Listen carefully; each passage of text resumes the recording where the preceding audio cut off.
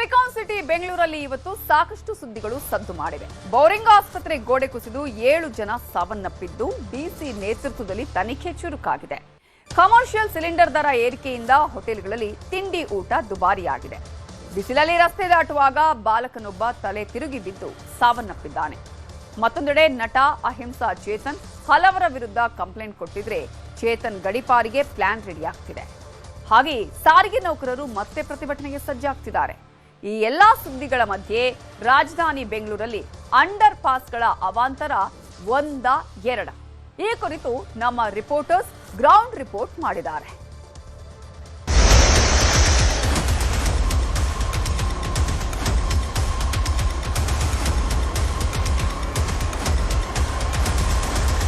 GBA ವ್ಯಾಪ್ತಿಯಲ್ಲಿ 50ಕ್ಕೂ ಅಧಿಕ under ಪಾಸ್ಗಳಿದ್ದು ನಿರ್ವಹಣೆ ಮಾಡುವಲ್ಲಿ ಪಾಲಿಕೆ ವಿಫಲ ಆಗ್ತಾ ಇದೆ. ಮೇ 2023ರಲ್ಲಿ ಓರ್ವ ಟೆಕ್ಕಿಯ ಬಲಿಯಾದರೂ ಕೂಡ ಸಂಚಾರಕ್ಕೆ ಸಂಸ್ಕಾರ ತರ್ತಾ ಇರುವಂತಹ ಅಂಡರ್ ಪಾಸ್ಗಳ ನಿರ್ವಹಣೆಯಲ್ಲಿ ಪಾಲಿಕೆ ಸಂಪೂರ್ಣ ಫೇಲ್ಯೂರ್ ಆಗ್ತಾ ಇದೆ. ನ್ಯೂಸ್ 18 ಮಳೆ ಬಂದಂತಹ ಸಂದರ್ಭದಲ್ಲಿ ಜನರ ಸಂಚಾರಕ್ಕೆ ಸಂಸ್ಕಾರ ತರುವಂತಹ ಆಯ್ದ ಅಂಡರ್ ಪಾಸ್ಗಳ ರಿಯಾಲಿಟಿಯನ್ನ ನಿಮ್ಮ ಮುಂದೆ ಬಿಚ್ಚಿಡ್ತಾ ಇದೆ.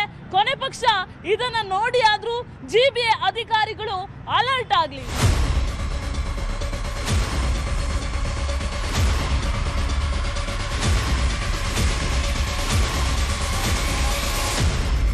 ಬೆಂಗಳೂರಿನಲ್ಲಿ ಮಳೆ ಬಿದ್ದರೆ ಅಂಡರ್ ಪಾಸ್ಗಳು ಆತಂಕ ಹುಟ್ಟಿಸುವಂತಾಗಿದೆ. ಪ್ರತಿ ಮಳೆಗೂ ಕೂಡ ಬೆಂಗಳೂರಿನ ಅಂಡರ್ ಪಾಸ್ಗಳಲ್ಲಿ ನೀರು ನಿಂತು ಅವಾಂತರ ಸೃಷ್ಟಿಯಾಗ್ತಾ ಇದೆ. ಈ ಬಾರಿಯ ಮಳೆಗೂ ಕೂಡ ಅದೇ ರೀತಿಯಾಗಿರುವಂಥ ವಾತಾವರಣ ಇರುವಂಥದ್ದು. 2023ರಲ್ಲಿ KR ಸರ್ಕಲ್ ಅಂಡರ್ ಪಾಸ್ನಲ್ಲಿ ದುರಂತ ಆದಮೇಲೆ ಒಂದು ಆಡಿಟನ್ನು ಮಾಡಿತ್ತು BBMP. ಆ ಆಡಿಟ್ ಬಳಿಕ ಈಗ ಹೇಗಿದೆ ಅಂಡರ್ ಪಾಸ್ಗಳ ಪರಿಸ್ಥಿತಿ ಅನ್ನೋದರ ರಿಯಾಲಿಟಿ ಚೆಕ್ ಇವತ್ತು ಮಾಡೋಣ. ಬೆಂಗಳೂರಿನಲ್ಲೊಟ್ಟು 60ಕ್ಕೂ ಹೆಚ್ಚು ಅಂಡರ್ ಪಾಸ್ಗಳಿದ್ದಾವೆ. ಈ ಪೈಕಿ 50 ಅಂಡರ್ ಪಾಸ್ಗಳು ಗ್ರೇಟರ್ ಬೆಂಗಳೂರು ಪ್ರಾಧಿಕಾರದ ವ್ಯಾಪ್ತಿಗೆ ಬಂದರೆ ಉಳಿದಿರುವಂಥ 10ಕ್ಕೂ ಅಧಿಕ ಅಂಡರ್ ಪಾಸ್ಗಳು ರೈಲ್ವೆ ಮತ್ತು BD ಇಲಾಖೆಗೆ ಸೇರಿದ್ದು. KR ಸರ್ಕಲ್ ಅಂಡರ್ ಪಾಸ್ನಲ್ಲಿ 2023ರಲ್ಲಿ ನಡೆದ ದುರಂತದ ಬಳಿಕ ನಗರದ ಅಂಡರ್ ಪಾಸ್ಗಳನ್ನು ಆಡಿಟ್ ಮಾಡೋದಕ್ಕೆ ತೀರ್ಮಾನ ಮಾಡಿತ್ತು. ಈ ಆಡಿಟ್ನಲ್ಲಿ ಬೆಂಗಳೂರಿನಲ್ಲಿರುವಂಥ 15ಕ್ಕೂ ಅಧಿಕ ಅಂಡರ್ ಪಾಸ್ಗಳು ಮಳೆಗಾಲದಲ್ಲಿ ಅಪಾಯಕಾರಿ ಅಂತ ವರದಿ ಬಂದಿತ್ತು. ಆಡಿಟ್ ಬಳಿಕ ಈ ಒಂದು ಅಂಡರ್ ಪಾಸ್ಗಳಿಗೆ ದುರಸ್ತಿ ಮಾಡೋದಕ್ಕೂ ಕೂಡ ಮುಂದಾಗಿತ್ತು. ಸದ್ಯಕ್ಕೆ ನಾವು ಆ ಬಳ್ಳಾರಿ ರಸ್ತೆಗೆ ಕನೆಕ್ಟ್ ಮಾಡುವಂಥ ಕನ್ನಿಂಗ್ಹ್ಯಾಮ್ ರಸ್ತೆಯಿಂದ ಬಳ್ಳಾರಿ ರಸ್ತೆಗೆ ಕನೆಕ್ಟ್ ಮಾಡುವಂಥ ಒಂದು ಅಂಡರ್ ಪಾಸ್ನಲ್ಲಿ ಇದ್ದೀವಿ. ಈ ಅಂಡರ್ ಪಾಸು ಕೂಡ ಆ ವರದಿಯ ಪ್ರಕಾರ ಅಪಾಯಕಾರಿಯಾಗಿತ್ತು. ಸೊ ಇದಕ್ಕೆ ಮಳೆಗಾಲದಲ್ಲಿ ನೀರು ಹೋಗದಿರುವಂಥ ರೀತಿಯಲ್ಲಿ ಕೆಲವೊಂದಿಷ್ಟು ದುರಸ್ತಿ ಕಾರ್ಯಗಳನ್ನು ಕೂಡ ಆಗಿನ BBMP ಮಾಡಿತ್ತು. ಅಂದರೆ ಮುಖ್ಯವಾಗಿ ಮೇಲ್ಛಾವಣಿಯನ್ನು ಹಾಕುವಂಥದ್ದು ಮತ್ತು ಇದರ ದುರಸ್ತಿ ಇದರ ಏನು ಡ್ರೈನೇಜನ್ನು ಅಗಲ ಮಾಡುವಂಥದ್ದು, ಮಳೆಗಾಲದಲ್ಲಿ ನೀರು ನಿಂತರೆ ತಕ್ಷಣಕ್ಕೆ ಅಲ್ಲಿಂದ ನೀರನ್ನು ಹೊರತೆಗೆಯೋದಕ್ಕೆ ವ್ಯವಸ್ಥೆಗಳೆಲ್ಲವನ್ನು ಕೂಡ ಮಾಡಿತ್ತು. ಆದರೆ ಇಲ್ಲಿ ಮೇಲ್ಛಾವಣಿಯೊಂದು ಹಾಕಿದ್ದು ಬಿಟ್ಟರೆ ಯಾವುದೇ ರೀತಿಯಾಗಿರುವಂಥ ಡ್ರೈನೇಜ್ ಅಗಲೀಕರಣ ಆಗಿರ್ಬೋದು ಅಥವಾ ನೀರನ್ನು ತೆಗೆಯುವಂಥ ವ್ಯವಸ್ಥೆ ಆಗಿರ್ಬೋದು ಅಥವಾ CCTV ವ್ಯವಸ್ಥೆ ಆಗಿರ್ಬೋದು ಯಾವುದನ್ನು ಕೂಡ ಇಲ್ಲಿ ಮಾಡಿಲ್ಲ ಅನ್ನುವಂಥದ್ದು ಮೇಲ್ನೋಟಕ್ಕೆ ನಮಗೆ ಇಲ್ಲಿ ಕಂಡು ಬರ್ತಾ ಇದೆ. ಇದೇ ರೀತಿಯಾಗಿ ನಗರದ ಹಲವಾರು ಅಂಡರ್ ಪಾಸ್ಗಳಲ್ಲಿ ಮಳೆಗಾಲದಲ್ಲಿ ನೀರು ತುಂಬಿಕೊಂಡು ಜನರಿಗೆ ಆತಂಕ ಮೂಡಿಸುವಂಥ ಪರಿಸ್ಥಿತಿಯಲ್ಲಿದೆ. ಬೆಂಗಳೂರು ನಗರ ದೊಡ್ಡ ನಗರದಲ್ಲಿ ಈ ಥರ ಸಮಸ್ಯೆ ಜಾಸ್ತಿ ಆಗಿದೆ. ಆದರೆ ನಾವು ಇನ್ನೊಮ್ಮೆ ಕೇಳ್ಕೊಳ್ಳೋದೇನೆಂದರೆ ಈ ಥರ ಸಮಸ್ಯೆ ಆಗದೇ ಇರೋ ಥರ ಅಧಿಕಾರಿ ವರ್ಗದವರು ಇರ್ಬೋದು, ಅಧಿಕಾರಿಗಳಿರ್ಬೋದು, ಕಾರ್ಪೊರೇಷನ್ ಅವರು ಇರ್ಬೋದು, ಅದು ಬಿಟ್ಟರೆ ಸರ್ಕಾರದವ್ರು ಇರ್ಬೋದು, ಯಾರೇ ಆದರೂ ತಕ್ಷಣಕ್ಕೆ ರಿಯಾಕ್ಷನ್ ಮಾಡಬೇಕು ಅಂತ ನಾವು ಅವ್ರನ್ನ ಕೇಳ್ಕೊತೀವಿ. ನಾವೇ ಇಷ್ಟುದ್ದ ಕೆಳಗಡೆ ನಾನು ಮೊಣಕಾಲುದ್ದ ನಾನೇ ನಡ್ಕೊಂಡ್ಬಂದಿದ್ದೀನಿ. ಆಚೆ ಕಡೆಯಿಂದ ಬರೋಕ್ಕಾಗಿಲ್ಲ ಅಂಡರ್ ಪಾಸಲ್ಲಿ. ಕೊನೆಗೆ ಆ ಕಡೆಯಿಂದ ಸುತ್ತಾಕೊಂಡು ಈ ಕಡೆಯಿಂದ ಮತ್ತೆ ಬೇರೆ ಬಸ್ಸಲ್ಲಿ ಬಂದುಬಿಟ್ಟು ಬಂದಿದ್ದೀವಿ. ಆ ಕಡೆಯಿಂದ ಈ ಅಂಡರ್ ಪಾಸ್ ರೋಡಲ್ಲಿ ಈ ಉಪ್ಪರಪೇಟೆ ಬಲೇಶನ್ ರೋಡ್ ಇದೆಯಲ್ಲ, ಆ ರೋಡ್ ಅಂಡರ್ ಪಾಸ್ ರೋಡಲ್ಲಿ ಮೊನ್ನೆ ಕಾರ್ 3 ಅಡಿ ಮೇಲೆ ನೀರು ನಿಂತಿರೋದು. ಕಾರೇ ಎತ್ತಿ ಹಿಂದಕ್ಕಾಗ್ತೈತೆ ಅಂದರೆ ಪಬ್ಲಿಕ್ ಎಲ್ಲಿ ಹೆಂಗೆ ತೊಂದರೆ ಕೊಡಿ ಎಷ್ಟು ಥರ ತೊಂದರೆ ಬಸ್ಸರು ಯಾರು ಕಿವಿಗೆ ಹಾಕ್ಯಮಲ್ಲ. ಟೆಕ್ನಾಲಜಿ ಇದೆ ಸರ್. ಮಳೆ ಬರೋದು ಮುನ್ಸೂಚನೆ ಎಲ್ಲ ಗೊತ್ತಾಗುತ್ತೆ. ಅದಕ್ಕೆ ಪ್ರಿಕಾಷನ್ ಏನಾದರೂ ತಾಂತಿದಾರ? ಇಲ್ಲ ನೋಡಿರಿ, ಎಲ್ಲ ಈಗ ನೀರು ತುಂಬ್ಕೊಂಡಿದೆ. ಎಷ್ಟು ಜನಕ್ಕೆ ತೊಂದರೆ ಆಗ್ತಾ ಇದೆ ಸರ್. ಆಚೆ ಬರೋಕ್ಕೆ ಎದುರುತ್ತಿದ್ದಾರೆ ಜನ. ಈಗ ಸ್ಪೆಷಲಿ ಅಂಡರ್ ಪಾಸ್ಗಳಲ್ಲಿ ನೋಡ್ರಿ ನೀರುಗಳು ತುಂಬ್ಕೊಂಡಿದೆ. ಕಲ್ಗಳು ಜೋಡಿಸಿದ್ದಾರೆ ನೀರು ಮಧ್ಯೆ. ಅದ್ರ ಮೇಲೆ ಸರ್ಕಸ್ ಮಾಡ್ಕೊಂಡು ಹೋಗಬೇಕು. ಯಾರ ಅಧಿಕಾರಿಗಳು ಅದಕ್ಕೆ ಸಂಬಂಧಪಟ್ಟವರು ರೆಸ್ಪಾನ್ಸಿಬಲಾಗಿ ಕೆಲಸ ಮಾಡಿ ಮುಂಚೆ ಪ್ರಿಕಾಷನರಿ ಮೆಜರ್ಸ್ ತಗೊಬೇಕು. ಎಲ್ಲ ಆದಮೇಲೆ ಬಂದ್ಬಿಟ್ಟು ಅರ್ಧ ಕೆಲಸ ಮಾಡಿದ್ರೆ ಏನೂ ಆಗಲ್ಲ.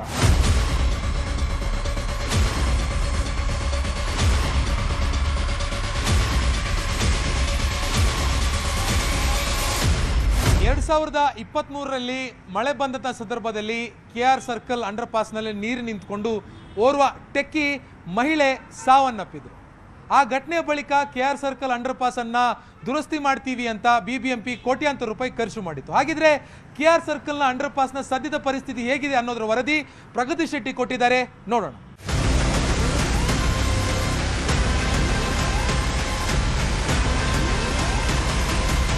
ನಾನೀಗ KR ಸರ್ಕಲ್ ನ ಅಂಡರ್ ಪಾಸ್ ನಲ್ಲಿ ಇದ್ದೀನಿ. ಪ್ರತಿ ಸಲ ಮಳೆ ಬಂದಾಗಲೂ ಕೂಡ ಈ ಭಾಗದಲ್ಲಿ ನೀರು ನಿಂತ್ಕೊಳ್ಳುತ್ತೆ. ಕಳೆದ 2 ವರ್ಷದ ಹಿಂದೆ ಅಂದ್ರೆ 2023ರಲ್ಲಿ ಓರ್ವ ಟೆಕ್ಕಿ ಸಾವನ್ನಪ್ಪಿದ್ದಾಗ ಆಗಿನ BBMP ಹೇಳಿತ್ತು ಪ್ರತಿ ಮಳೆಗೂ ಕೂಡ ಇಲ್ಲಿ ಡೇಂಜರ್ ಲೆವೆಲ್ ಅನ್ನ ಗುರುತಿಸ್ತೀವಿ ಅಂತ. ನೋಡಿ ದೃಶ್ಯದಲ್ಲಿ ನಾನು ತೋರಿಸ್ತಾ ಹೋಗ್ತೀನಿ. ಈ ಕೆರೆ ಏನಿದೆ ಇದು ರೆಡ್ ಕಲರ್ ಲೈನು. ಈ ಲೈನ್ ನ ಮಟ್ಟ ನೀರು ತಲುಪ್ತಾ ಇದ್ದ ಹಾಗೆ ಪಾಲಿಕೆಯ ಅಧಿಕಾರಿಗಳಿಗೆ ಒಂದು ಮೆಸೇಜ್ ಹೋಗುತ್ತೆ, ಸೈರನ್ ಬಡ್ಕೊಳ್ಳುತ್ತೆ. ಅಲ್ಲಿಂದ ಈ 2 ಅಂಡರ್ ಪಾಸ್ ಅನ್ನ ಕ್ಲೋಸ್ ಮಾಡ್ತೀವಿ ಅಂತೆಲ್ಲ ಹೇಳಿದ್ರು. ಬಟ್ ಆ ಲೈನೇ ಇಲ್ಲಿ ಕ್ಲಿಯರ್ ಆಗಿ ಕಾಣಿಸ್ತಾ ಇಲ್ಲ. ಅದೇನ್ ಕ್ಲೋಸ್ ಮಾಡ್ತಾರೋ ಗೊತ್ತಿಲ್ಲ. ಆದ್ರೆ ಪ್ರತಿ ಮಳೆಗೂ ಕೂಡ ಈ ಲೈನ್ ಅನ್ನ ನೀರಂತೂ ಕ್ರಾಸ್ ಮಾಡ್ತಾ ಇದೆ. ಅದರ ಜೊತೆಗೆ CCTVಯ ಕಣ್ಗಾವಲಲ್ಲಿ ಕೂಡ ಇಲ್ಲಿ ನಾವು ಒಂದಷ್ಟು ನಿಯಂತ್ರಣವನ್ನ ಮಾಡ್ತೀವಿ ಅಂತ ಹೇಳಿದ್ರು. CCTV ಅಳವಡಿಕೆ ಮಾಡಿದ್ದಾರೆ, ಆದ್ರೆ ಅದು ಎಷ್ಟು ವರ್ಕ್ ಆಗ್ತಾ ಇದೆ ಅನ್ನೋದು ಪ್ರಶ್ನೆ ಇದೆ. ಅದೆಲ್ಲದಕ್ಕಿಂತ ಜಾಸ್ತಿ ಪ್ರತಿ ಮಳೆಗೂ ಕೂಡ ಇಲ್ಲಿ ಸಾಕಷ್ಟು ನೀರು ನಿಂತ್ಕೊಳ್ಳುತ್ತೆ. ನೀರು ಸಮರ್ಪಕವಾಗಿ ಹರಿದು ಹೋಗೋದಕ್ಕೆ ಹಾಗಾದ್ರೆ ಸೂಕ್ತವಾದಂತಹ ವ್ಯವಸ್ಥೆ ಇಲ್ವಾ ಅನ್ನುವಂತಹ ಪ್ರಶ್ನೆ ಇದೆ. ಹೊಸ ಡ್ರೈನೇಜ್ ಸಿಸ್ಟಮ್ ಅನ್ನ ಮಾಡಿದ್ರು ಕೂಡ ಸರಿಯಾಗಿ ಇಲ್ಲಿ ನೀರು ಹರಿದು ಹೋಗ್ತಾ ಇಲ್ಲ. ಸುಮಾರು ಮೊನ್ನೆ ಬಂದಂತಹ ಮಳೆಗೆ 10 ಅಡಿಯಷ್ಟು ನೀರು ನಿಂತಿತ್ತು. ಇನ್ನು ಮಳೆಗಾಲದಲ್ಲಿ ಬರುವಂತಹ ಮಳೆಗೆ ಇನ್ನೆಷ್ಟು ನೀರು ನಿಲ್ಲುತ್ತೆ ಅನ್ನುವಂತಹ ಆಕ್ರೋಶವನ್ನ ಈ ಭಾಗದಲ್ಲಿ ಜನ ಹೊರ ಹಾಕ್ತಾ ಇದ್ರು. ಸಾಕಷ್ಟು ಶಾಸಕರು ಸಚಿವರೆಲ್ಲ ಓಡಾಡುವಂತಹ ಅಂಡರ್ ಪಾಸ್ ಇದು. ವಿಧಾನಸೌಧಕ್ಕೆ ಕೂಗಳತೆಯ ದೂರದಲ್ಲಿರುವಂತಹ ಅಂಡರ್ ಪಾಸ್ ನ ಹಣೆ ಬರುವೆ ಹಿಂಗಾದ್ರೆ ಇನ್ನು ಬೆಂಗಳೂರಿನಲ್ಲಿರುವಂತಹ ವಿವಿಧ ಅಂಡರ್ ಪಾಸ್ಗಳ ಕತೆ ಏನು ಅನ್ನುವಂತಹ ಪ್ರಶ್ನೆ ವ್ಯಕ್ತ ಆಗಿದೆ. ಮೇಡಮ್, ನಾವು ರೆಗ್ಯುಲರ್ ಆಗಿ ಇದೇ ಓಡಾಡ್ತೀವಿ. ಬಟ್ ಸಮಸ್ಯೆ ಏನಂತಂದರೆ ಬರ್ತಾರೆ ಅಧಿಕಾರಿಗಳು, ಒಂದ್ಸಲ ನೋಡ್ತಾರೆ ಆಗಿದೆ ಅಂತಾರೆ, ಅದಕ್ಕೆ ಯಾವುದೋ ಒಂದು ಪರ್ಮನೆಂಟ್ ಸೊಲ್ಯೂಷನ್ ತರ್ತಾ ಇಲ್ಲ. ಇದು ಸಮಸ್ಯೆಗೆ ಎಲ್ಲ ರೀತಿಯಿಂದ, ಯಾಕಂದರೆ ತುಂಬ ಮೇಜರ್ ಸರ್ಕಲ್ ಇದು, ಎಲ್ಲ ಏರಿಯಾ ಕನೆಕ್ಟ್ ಆಗುವಂಥದ್ದು, ಸರ್ಕಾರಿ ಆಫೀಸ್ಗಳಿದೆ, ಕಾಲೇಜ್ ಇದೆ, ಪ್ರತಿಯೊಂದಿದೆ. ಅದು ಯಾಕೆ ಅವ್ರು ಈ ಥರ ಮಾಡ್ತಾ ಇದ್ದಾರೆ ಅಂತ ಗೊತ್ತಿಲ್ಲ.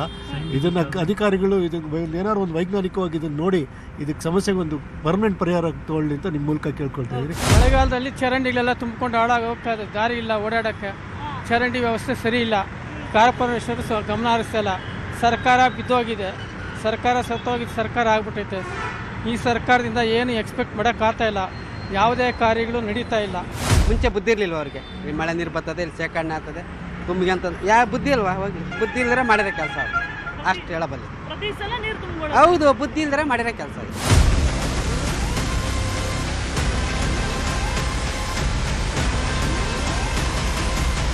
ಇನ್ನು ಓಕ್ಲಿಪುರಂ ಅಂಡರ್ ಪಾಸ್ ಇಂದ ಏನೇನ್ ಸಮಸ್ಯೆ ಆಗ್ತಾ ಇದೆ, ಅಲ್ಲಿನ ವಾಹನ ಸವಾರರು ಏನ್ ಹೇಳ್ತಾರೆ ಅನ್ನೋದನ್ನ ಮಾದೇಶ್ ಮಾತನಾಡಿಸಿದ್ದಾರೆ. ನೋಡ್ಕೊಂಡು ಬರೋಣ ಬನ್ನಿ.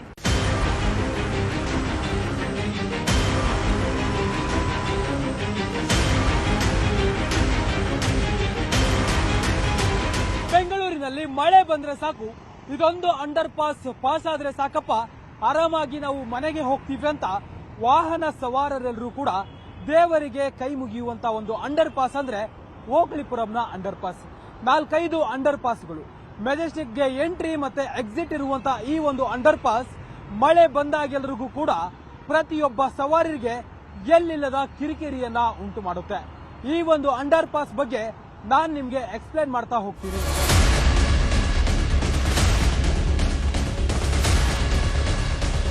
ಬೆಂಗಳೂರಿನಲ್ಲಿ ಮಳೆ ಬಂದ ಪ್ರತಿ ಬಾರಿಯೂ ಕೂಡ ಈ ಓಕ್ಲಿಪುರಂ ಅಂಡರ್ ಪಾಸ್ ಸವಾರರಿಗೆ ಸಾಕಷ್ಟು ಕಿರಿಕಿರಿಯನ್ನ ಉಂಟು ಮಾಡುತ್ತೆ. ಮೊದಲೇ ಬೆಳಗ್ಗೆಯಲ್ಲೂ ಕೂಡ ಎಲ್ಲರೂ ಕೂಡ ಅಂದ್ರೆ ಜನ ಬೆಂಗಳೂರಿಗರು ಕೆಲಸ ಮಾಡ್ಕೊಂಡು ಬಂದಿರ್ತಾರೆ, ಗಂಟೆಗಟ್ಟಲೆ ಕೆಲಸ ಮಾಡ್ಕೊಂಡು ಮನೆಗೆ ಹೋಗಿ ರೀಚ್ ಆದ್ರೆ ಸಾಕಪ್ಪ ಅನ್ನುವಂತ ಮೆಂಟಾಲಿಟಿಲಿ ಇರ್ತಾರೆ. ಮಳೆ ಬಂದ ಕೂಡಲೇ ಅಂಡರ್ ಪಾಸ್ಗಳು, ಕೆಲ ಅಂಡರ್ ಪಾಸ್ಗಳನ್ನ ಕ್ಲೋಸ್ ಮಾಡ್ತಾರೆ. ಆದ್ರೆ ಈ ಓಕ್ಲಿಪುರಂ ಅಂಡರ್ ಪಾಸ್ ಏನಿದೆ ಇದು ಮೆಜೆಸ್ಟಿಕ್ ನಿಂದ ಎಕ್ಸಿಟ್ ಮತ್ತೆ ಎಂಟ್ರಿ ಇರುವಂತಹ ಬಹುತೇಕ ಬೇರೆ ಬೇರೆ ಡಿಸ್ಟಿಕ್ ಗಳಿಗೆ ಕನೆಕ್ಟ್ ಆಗುವಂತ ಬಸ್ಗಳು ಇದೇ ಒಂದು ರೂಟ್ ನಲ್ಲಿ ಇದೇ ಒಂದು ಅಂಡರ್ ಪಾಸ್ ನ ಮೂಲಕ ಹೋಗ್ತವೆ ಮತ್ತೆ ಬರುತ್ತವೆ. ಪ್ರತಿದಿನ ರೆಗ್ಯುಲರ್ಲಿ ಇರುವಂತಹ ಟ್ರಾಫಿಕ್ ಜನರ ಒಂದು ಕಿರಿಕಿರಿ ಸಾಕಷ್ಟು ಜಾಸ್ತಿ ಮಾಡಿರುತ್ತೆ. ಆದ್ರೆ ಮಳೆ ಬಂದಂತ ಸಂದರ್ಭದಲ್ಲಿ ಮಾತ್ರ ಗಂಟೆಗಟ್ಟಲೆ ಮೂವಿಂಗ್ ಆಗಿರೋದಿಲ್ಲ, ಗಂಟೆಗಟ್ಟಲೆ ಕಿಲೋಮೀಟರ್ ಗಟ್ಟಲೆ ಟ್ರಾಫಿಕ್ ಜಾಮ್ ಆಗಿರುತ್ತೆ. ಮೆಜೆಸ್ಟಿಕ್ ನಿಂದ ಹಿಡಿದು ರಾಜ್ಕುಮಾರ್ ರಸ್ತೆ ಮತ್ತೆ ಯಶವಂತಪುರವರೆಗೂ ಕೂಡ ಟ್ರಾಫಿಕ್ ಆಗುವಂತ ಸಾಧ್ಯತೆ ಇರುತ್ತೆ. ಅಷ್ಟೊಂದು ಉದ್ದ ಟ್ರಾಫಿಕ್ ಉಂಟು ಮಾಡುವಂತ ಒಂದು ಸಮಸ್ಯೆ ಈ ಒಂದು ಓಕ್ಲಿಪುರಂ ಅಂಡರ್ ಪಾಸ್ ನಿಂದ ಅಧಿಕಾರಿಗಳು ಮಾತ್ರ ಎಚ್ಚೆತ್ಕೊಳ್ಳೋದಿಲ್ಲ. ಕೂಡಲೇ ಆ ಒಂದು ನೀರು ಫ್ಲೋಯಿಂಗ್ ಆಗುವಂಥದ್ದನ್ನು, ನೀರು ಬೇಗ ಹೋಗುವಂಥ ಒಂದು ರೀತಿಯಲ್ಲಿ ಕೆಲಸಗಳು ಮಾಡೋದಕ್ಕೂ ಕೂಡ ಒಂದು ಡಿಲೇ ಮಾಡುವಂಥ ಕೆಲಸವನ್ನು ಮಾಡ್ತಾರೆ. ಹೀಗಾಗಿ ಸವಾರರು BGBA ಅಧಿಕಾರಿಗಳ ವಿರುದ್ಧ ಆಕ್ರೋಶವನ್ನು ವ್ಯಕ್ತಪಡಿಸುವಂಥ ಕೆಲಸವನ್ನು ಮಾಡ್ತಿದ್ದಾರೆ.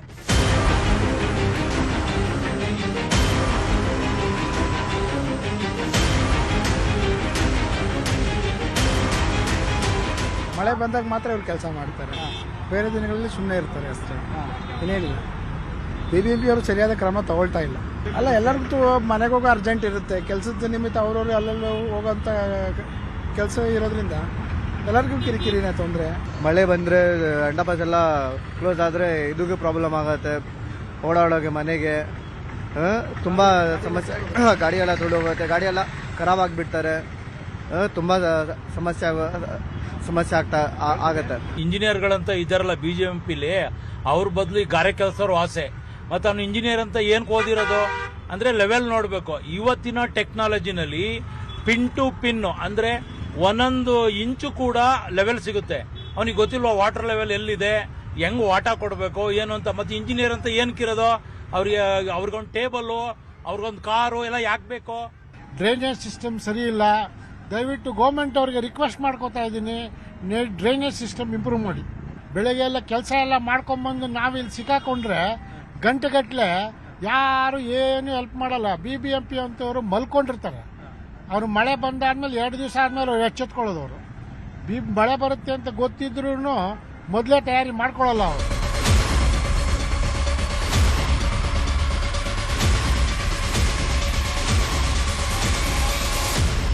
ಇದು ಓಕಳಿಪುರಂ ಅಂಡರ್ ಪಾಸ್ನ ಕಥೆ. ಆದರೆ ಮತ್ತೊಂದು ಅಂಡರ್ ಪಾಸ್ನ ಕಥೆ ಏನು, ಅಲ್ಲಿನ ಜನ ಏನು ಹೇಳ್ತಾರೆ, ಈ ಬಗ್ಗೆ ಗಂಗಾಧರ್ ನಿಮಗೆ ಎಕ್ಸ್ಪ್ಲೇನ್ ಮಾಡ್ತಾ ಹೋಗ್ತಾರೆ.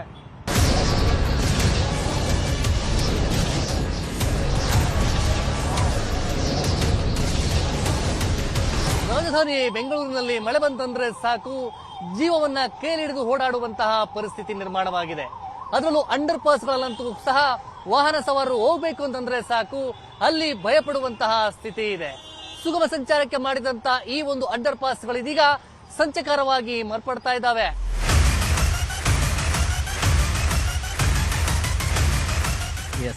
ನಾವೀಗ ಶೇಷಾದ್ರಿಪುರಂ ಅಂಡರ್ ಪಾಸ್ ಬಳಿ ಇದ್ದೇವೆ. ಈ ಅಂಡರ್ ಪಾಸ್ಗೆ 6 ರಸ್ತೆಗಳ ಸಂಪರ್ಕವಿದ್ದು ನಗರದ ಕೇಂದ್ರ ಭಾಗದ ಪ್ರಮುಖ ಸಂಚಾರ ಮಾರ್ಗವಾಗಿದೆ. ಸಿಎಂ ಹಾದಿಯಾಗಿ ಸಾಕಷ್ಟು ಮಂದಿ ರಾಜಕಾರಣಿಗಳು ಇದೇ ಮಾರ್ಗವಾಗಿ ಪ್ರತಿನಿತ್ಯ ಓಡಾಡುತ್ತಾರೆ. Race course road, Yadava college road, Kumarakrupa road ಮಾರ್ಗದಿಂದ ಬರೋರೆಲ್ಲರೂ ಕೂಡ ಇದೇ ಅಂಡರ್ ಪಾಸ್ ಮೂಲಕವೇ ಸಂಚಾರ ಮಾಡಬೇಕಿದೆ. ಈ ಅಂಡರ್ ಪಾಸ್ನಲ್ಲಿ ಪ್ರತಿ ಬಾರಿ ಮಳೆ ಬಂದಾಗ ಸಮಸ್ಯೆ ಇದ್ದದ್ದೇ. ನೀರು ಫ್ಲೋ ಆಗದೆ ಕೆರೆಯಂತೆ ಮಾರ್ಪಟ್ಟಿರುತ್ತೆ. ಮೊದಲೇ ತಗ್ಗು ಪ್ರದೇಶದಲ್ಲಿರುವ ಈ ಅಂಡರ್ ಪಾಸ್ ಮಳೆ ಬಂದಾಗ ಸಂಪೂರ್ಣ ನೀರುಮಯವಾಗಿರುತ್ತೆ. ಹೀಗಾಗಿ ಟ್ರಾಫಿಕ್ ಸಮಸ್ಯೆ ಜೊತೆಗೆ ಯಾಮಾರಿ ಒಂದ್ ವೇಳೆ ಹೋದ್ರೆ ಅಪಾಯ ಇದ್ದದ್ದೇ ಅಂತಾರೆ ಸ್ಥಳೀಯರು.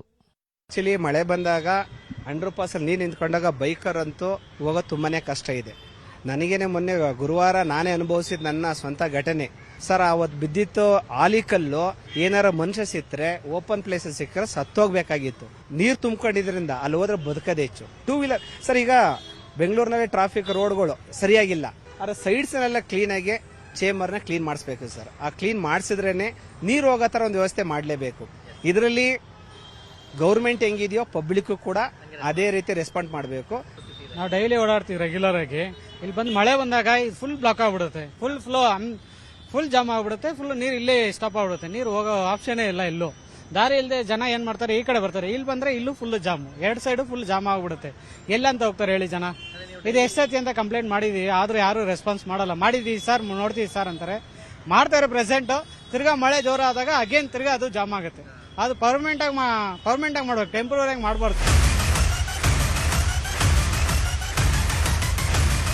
ನೋಡಿದ್ರಲ್ಲ ನಗರದ ಅಂಡರ್ ಪಾಸ್ಗಳ ಅವ್ಯವಸ್ಥೆ ಹೇಗಿದೆ, ಅದರ ಪರಿಣಾಮಗಳು ಏನೆಲ್ಲ ಆಗ್ತಾ ಇದೆ ಎಂಬುದರ ಸಂಪೂರ್ಣ ಮಾಹಿತಿಯನ್ನ ನಮ್ಮ ಪ್ರಗತಿ ಹೇಳ್ತಾರೆ ನೋಡಿ.